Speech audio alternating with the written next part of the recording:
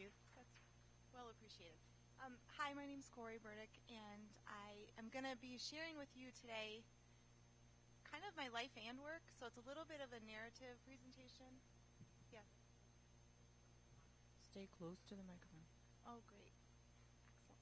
So the presentation I'm going to share with you today is both about my work here at the university, but also a little bit about the person that I am, because that has informed kind of where I've headed with all this. And going to be hopefully an introduction that will ignite some relationships across campus. I hope that's my goal. See if I can get that worked out. So I'm going to start just with a basic definition of what is arts-based research. And I'm going to be talking today kind of in conjunction of both arts-based research and arts-informed research. And I'll explain the difference between those two things in just a bit. But I wanted to start with sort of what is a paradigm. And I think it's an important sort of foundation for what we're going to think about today. A body of beliefs and values, laws and practices which govern a community of practitioners. And so the community of practitioners for me today is all of you that are here in this room, but also on this campus and in the community. The concept of arts-based research has been challenged by some in the field of higher education and in research itself.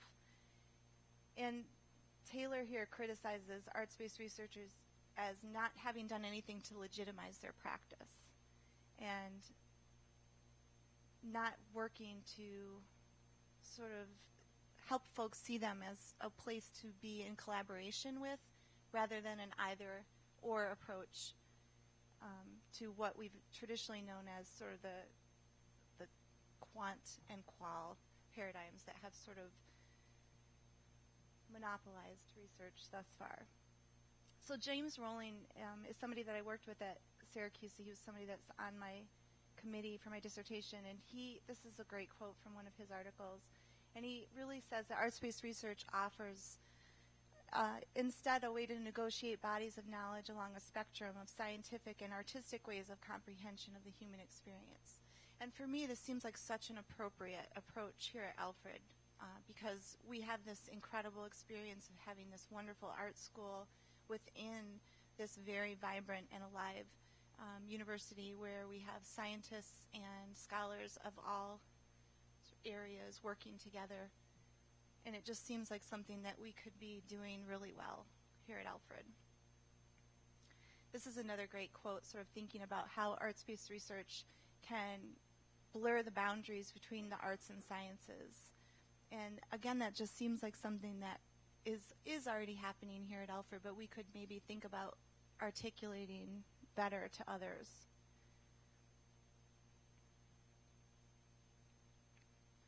Arts-based research is not anything that's sort of new, even though it was new to me when I got to Syracuse and met Dr. Rowling. But if we look back historically, we can look at artists throughout time who have really used their artistic practice as a way to explore and research something. This is just an example from Monet, which I'm sure people are very familiar with, where he did a series of paintings from the same spot for years, just looking at the way that the light would change and the way that the colors changed. And so we think about this idea of working in a series in artistic practice. Traditionally, we look at that very different than a scientist working in a laboratory, but I'm arguing that maybe we could start to see these two things as both valued practices in the academy. And anyone who's undertaken an artistic endeavor can vouch that artistic work is very hard work. And so if we think about a student doing artistic research and artistic work, we can think about that as being just as valid and just as critical and just as worthy as what we might consider more traditional work, writing a paper or giving a presentation. It can also be very isolating work for an artist if they're working in their studio alone, or they may be spending time, an extended period of time on one particular subject, and it has a tendency to cut you off from others. So it's important that we find ways to share that artistic work with those around us and maybe think about resisting Eisner's description here as arts-based research as a soft form of qualitative research, and instead acknowledging the amount of work that many folks on campus are doing. So arts-based research also thinks about the product as something different. So rather than the process resulting in some aesthetic piece that we're going to examine, we can think about the artistic practice as a theory building method. So I just included 3 images, which are unfortunately cut off a little bit, but I'll describe them to you anyway. The one on the far left is a little washed out. It's a drawing by a young boy in 4th grade, and the prompt that was given to him is, what is big? And so he developed an image, and it's really difficult to see in here today, but in the background is a really large shape that looks a little bit like a cracked egg, if you could see it better. And then there's a smaller shape in front that, if you're way in the back, it probably looks something like a piano keyboard and some figures standing in front of it. This drawing was a representation of a recent trip that he made to the Natural Sciences Museum in New York, and he had seen the Tyrannosaurus Rex skeleton. So in his mind, with the prompt, what is big, that was big. So that's how he represented that to us visually. So it gives us an opportunity to sort of understand how students are thinking and understanding something.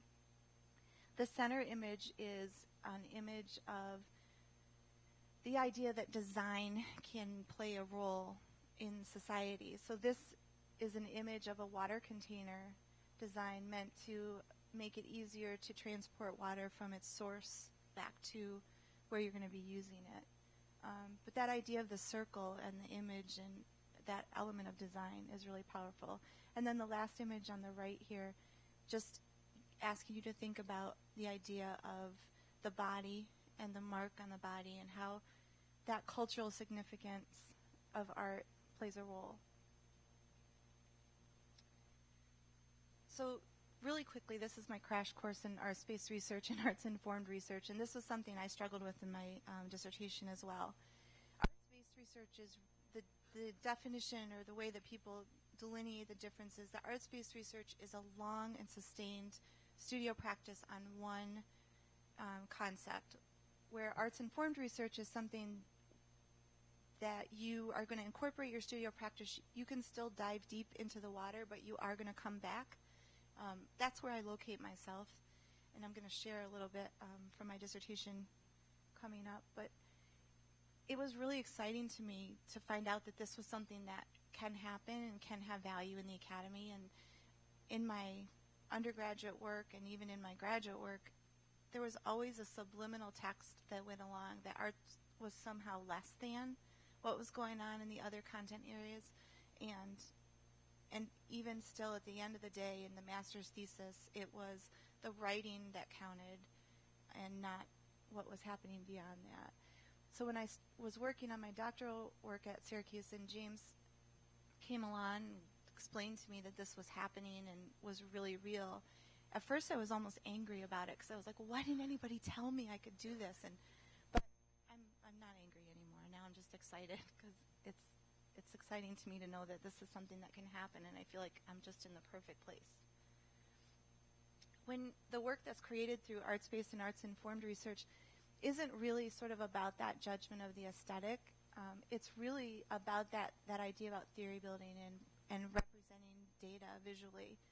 So I chose this image only because some people might have trouble with the aesthetic of the rabbit on the bottom of the foot, but that's really not what it's about. This artist was researching the idea of how we sort of use animals to serve people, and this was her arts-based research. So we can think about the purpose of this. For some people, arts-based research is about the mastery of technique, and it is about the aesthetic.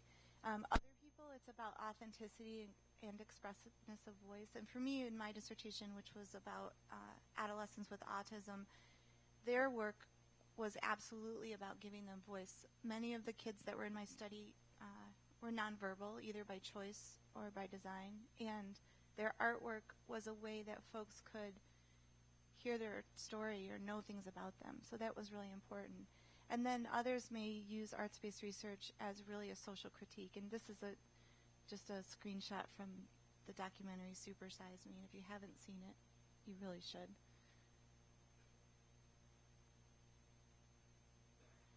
This is a collage that I created as part of my dissertation that I just briefly described to you.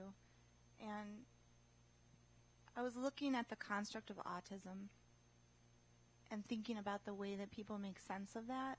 And after I collected my data and transcribed all my interviews, and I was trying to make sense of all this information that I had. And the best way for me to make sense before I wrote was to create something visual. So I used the collage of metaphor both literally and figuratively in my writing. So this is a piece that is about autism, and I'll just explain some of the components. The background of this piece is a puzzle, because the advocates for research on autism, they often use one of the ribbon campaigns. It's a multicolored puzzle. I don't know if anybody's seen an autism awareness ribbon, but it's a multicolored puzzle piece. And I chose to use the puzzle as a background, and I painted it with the silver because I don't see autism as a puzzle I need to solve, but as something that could be honored. So giving it the metallic finish to me was making it precious rather than something that needed to be solved or fixed. So I'm sort of resisting that medical model. And then all the little clips from the media were just simply, there's a lot of media about people with autism, and I think folks think that if they saw the movie Rain Man, then they know what autism is. And the thing about people with autism is they're as varied and as unique as everyone in this room. So just because someone carries the label of autism, it doesn't mean that everyone's sort of the same. So looking at some of those words and thinking about how people essentialize that disability within words. And of course the I's in there just because, again, there's myths and misconceptions that everybody with autism, they don't make eye contact, they don't do this, and I'm just sort of trying to push back against that. And then the wire and the rope, to me, were just representing the oppression and confinement that I think people with disabilities can experience. And certainly if you're a person with autism without typical communication skills, you can be very confined in the way that people understand your competency and your ability.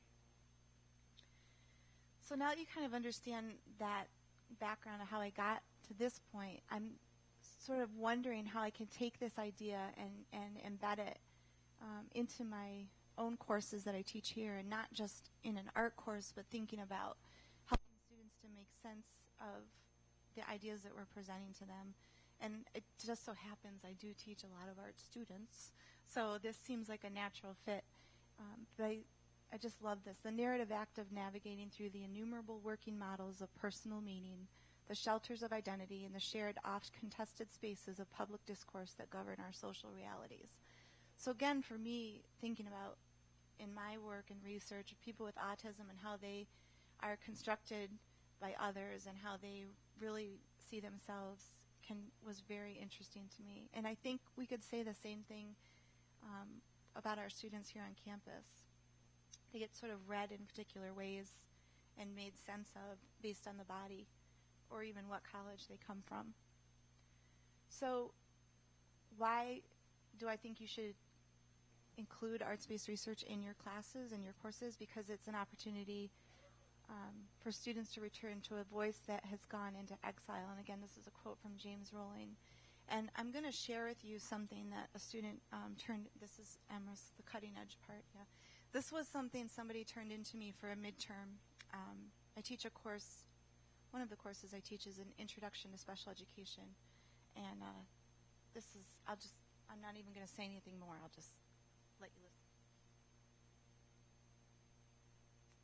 listen. This song is for anyone who feels like no one understands what they're going through, and their world is cloudy, and it's hard for them to say exactly what's going on in their mind, but they know what they want to say, and they know how they feel, but no one else does. They think, alone and scared, I sit here and I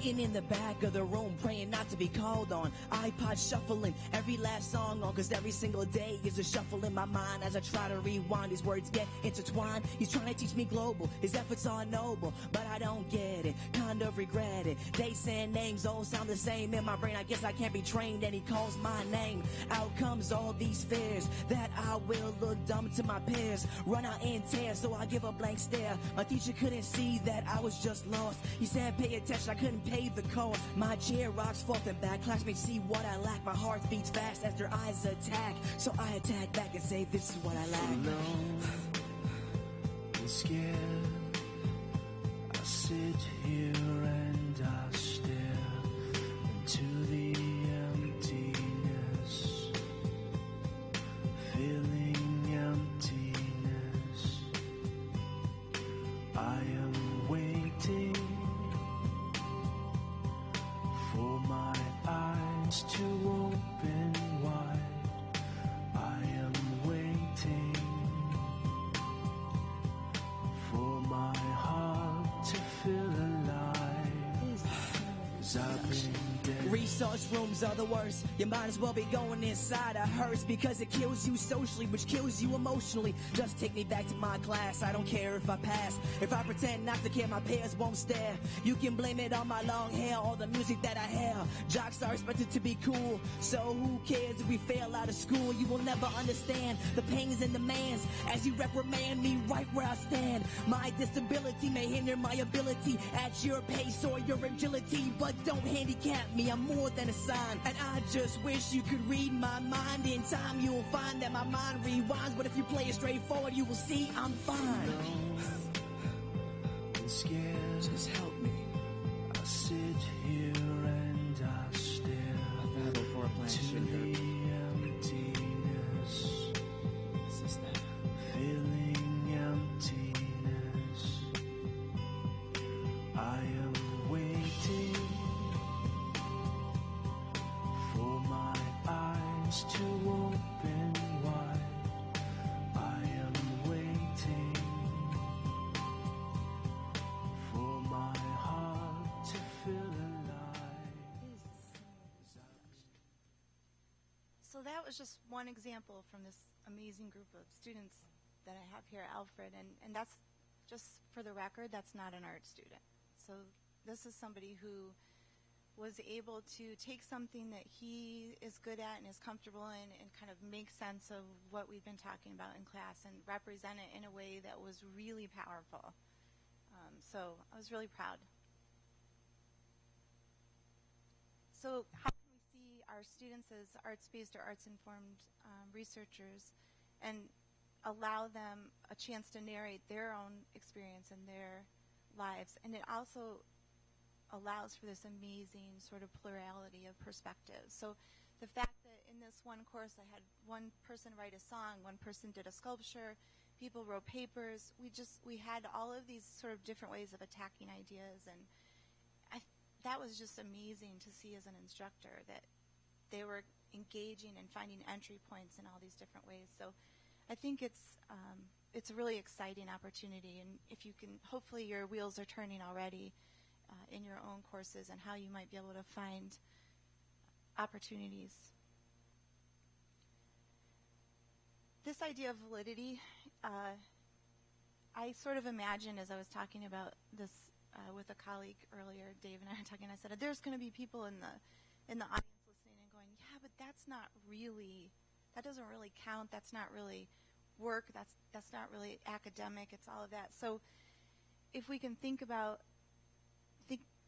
finding ways to articulate and share with folks how these representations are valid, because they're someone's experience, and thinking about it that way, and framing art in scholarship's sake rather than just the aesthetic.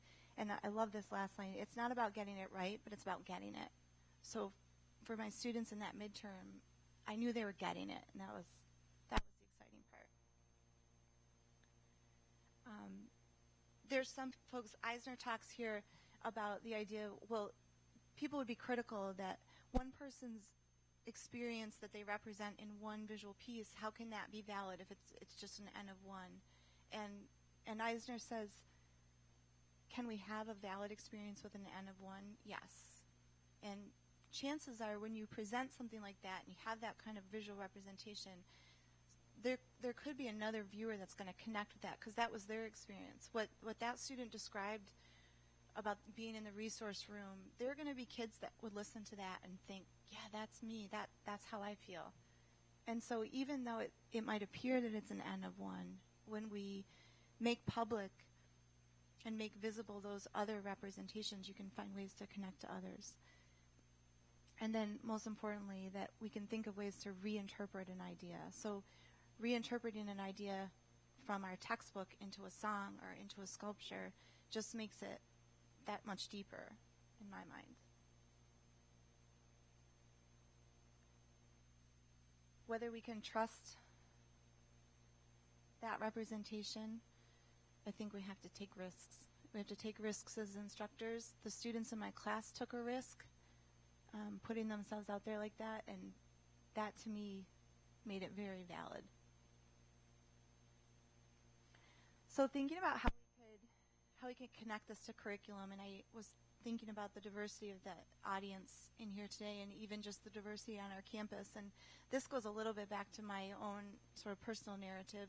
I'm the daughter of a ceramic engineering professor that taught here at Alfred for 32 years. And I actually, when I went off to college, started in an engineering program and quickly came to my senses and switched to art. But it's this idea, then I was at this conference, fabulous conference in Seattle, and some of the speakers that we had on this one panel were these folks from NASA, and you're thinking, well, what is NASA doing at the Art Education Conference? And our theme this year was about creativity and innovation, and I was thinking about, we've been having some discussions in the College of Liberal Arts and Sciences about not really branding, they don't want to call it branding, but we've been thinking about mission statements and sort of how we represent the uniqueness of ourselves at the college. And I was thinking that's something that Alfred has, this idea about innovation and creativity as a whole, the whole campus, and not just the College of Liberal Arts and Sciences or the College of Engineering or even the School of Art and Design, but as a unit, we have all these wonderful collaborations. And so Olivia Goody is somebody that I admire very much, and she was talking here about ways that we can give the arts a home sort of in the broader curriculum. And so I want to share with you a couple of the things that I saw at my conference because they do have these really beautiful connections to science and engineering and just the wider world. And this guy, Dan Goods, he's the artist that works for NASA, and he works in the Jet Propulsion Lab. And I was going to try to recreate this one slide that he had because it was really funny. He showed us this slide, and at the top of it, it said, typical path to job at NASA. Number 1, graduate valedictorian of your class. Number 2, attend a prestigious university. Number 3, give up your firstborn child and then you'll get a job at NASA. And then his part at the bottom said, graduate from high school, skip the SATs, get a BFA, show them your cool soda bottle project, get a job at NASA. So he was just saying that there are these alternate paths to getting places. And so his job at NASA is to basically create visual representations of the mountains of data that they have at NASA and try to frame it in ways that folks can make sense of these concepts that may be sort of out of reach of the typical. So I think I'm going to start with, he gives this little kind of introduction and describes sort of how he thinks about things, and then I want to show you one of his installation pieces that's at the San Jose airport.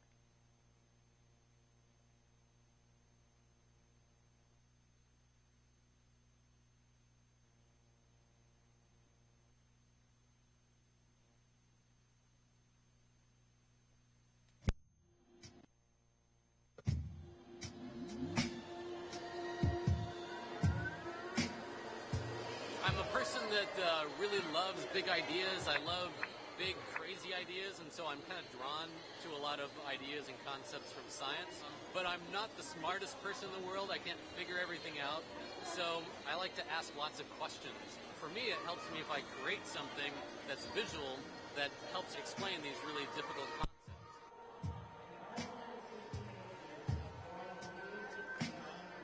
There's a mission going to Jupiter called Juno. And Juno, amongst other things that it's going to do, is it's going to be able to study the interior structure of Jupiter.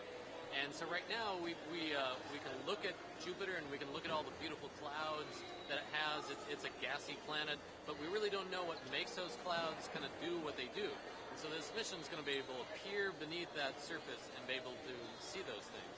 And so what I have right here is a large container of fog, and then I use projections on it. Sometimes they're like circles, like it's peering down within the surface. Again, this is just a work in progress. Right now we're just mainly utilizing projections and lights, but eventually we're going to use infrared lights in it as well.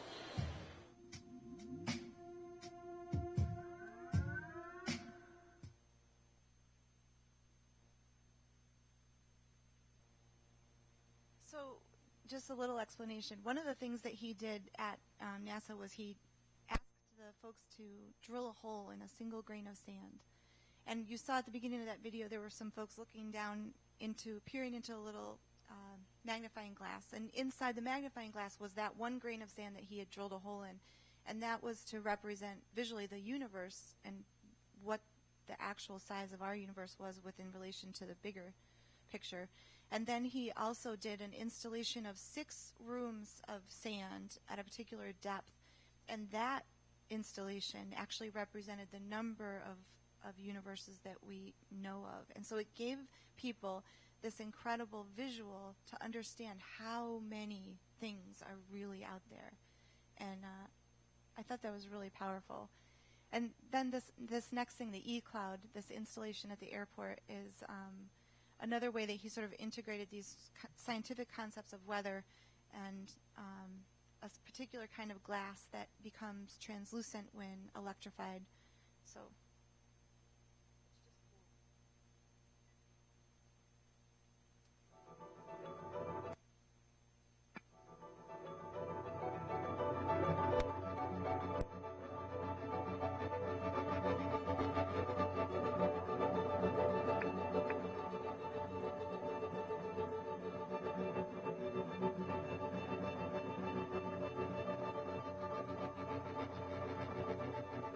glass panels actually reflect the weather that they've picked up at that particular interval. So when it's raining, it looks like it's raining, and then they've got the city that they're reading from projected up there as well. So it's ever-changing. And again, just gives folks a visual reference.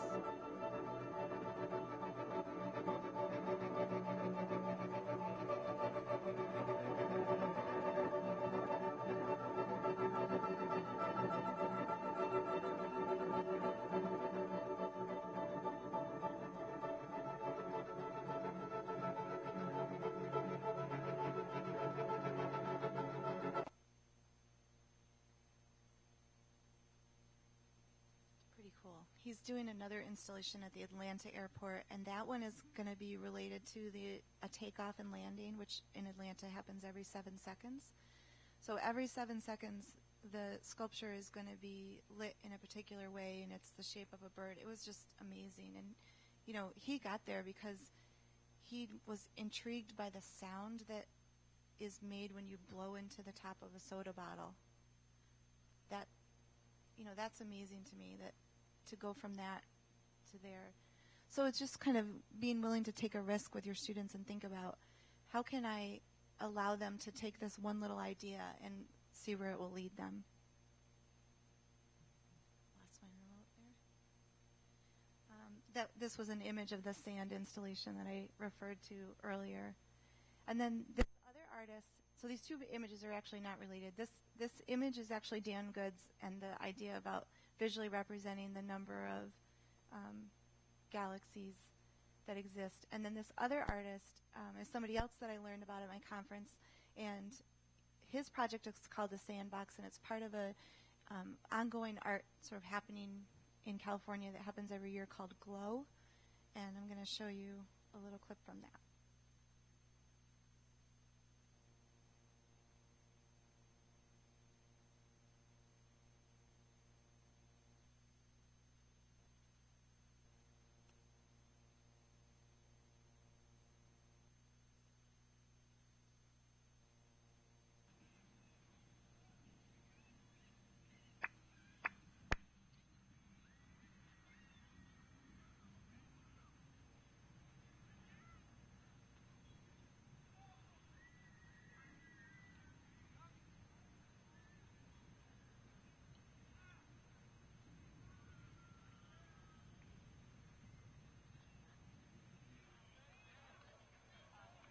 This piece is called Sandbox. It's commissioned for the Glow Festival in Santa Monica. And it's basically consisting of two very powerful projectors that are on a crane, and then two industrial cameras that detect the presence of people who are walking around, and then two sandboxes, which actually beam the presence of the people in the sand to tiny little images in the sandbox. As you reach out to touch those ghost-like images, your hands then get amplified, and people then get to share all three scales. The tiny scale of the sandbox, the big scale of the beach, and then the just normal human scale with other people.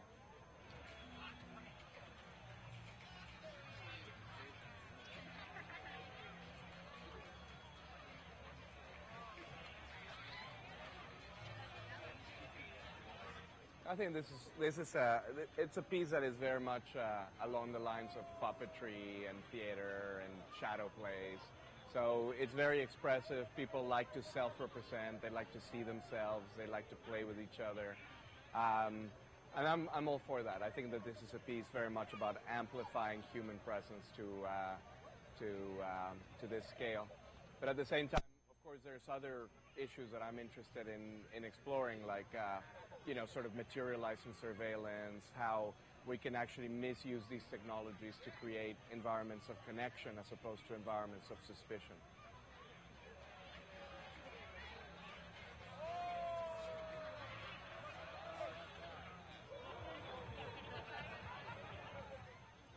I think that we're living in extremely lonely times. I think that as people walk around the streets with their iPods, they're listening to their own music. As you're texting somebody, you're sort of closed in to not connect to other people. You're in your car, you're not really sharing on a communal space. So all of these different phenomena have changed the way that the urban dynamic takes place. You don't really get to meet other people. You don't get to share and play in space other than in a corporate or in a commercial environment. So I think it's really interesting to create environments where no one's selling you anything, no one's charging you anything, just where you're going to, sort of coexist with other people and just relate to them.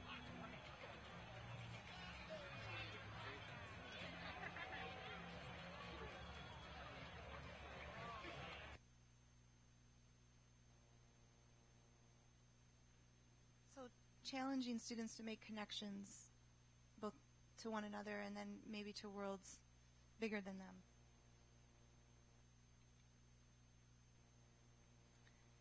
And then this is just kind of a summary idea that why these things would be good things to do, and thinking about maybe ways that you can connect into your own curriculum. I was actually curious if anyone had maybe thought of a way that they could incorporate an idea or an opportunity for students in their current course to maybe think about arts-based or arts-informed research. Shannon.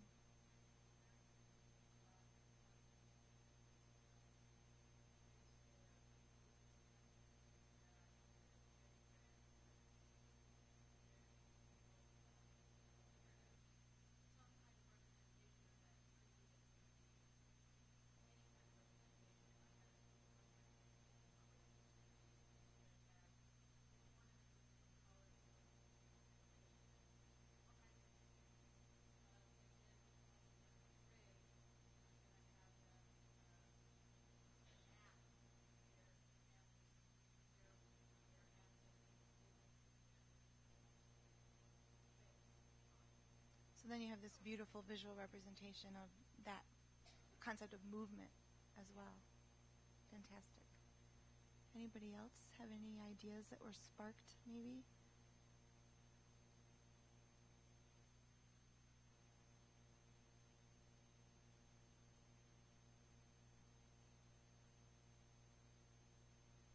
This is when you'll hear crickets. That's actually all I have for you, unless anybody has any questions for me. I do want to share with you that I've been building, because I see Steve Crandall sitting over there. with the help of the library, we are kind of building some resources in Herrick about arts-based and arts-informed research. So if it is something that you think you'd like to sort of learn about in a more academic way, we have the handbook of arts-based and arts-informed research by Cole, and then just recently we got another one, arts-based research and education, which of course has direct correlation to my division, but clearly could also be have a pedagogical impact on your higher ed work too. So, any questions for me?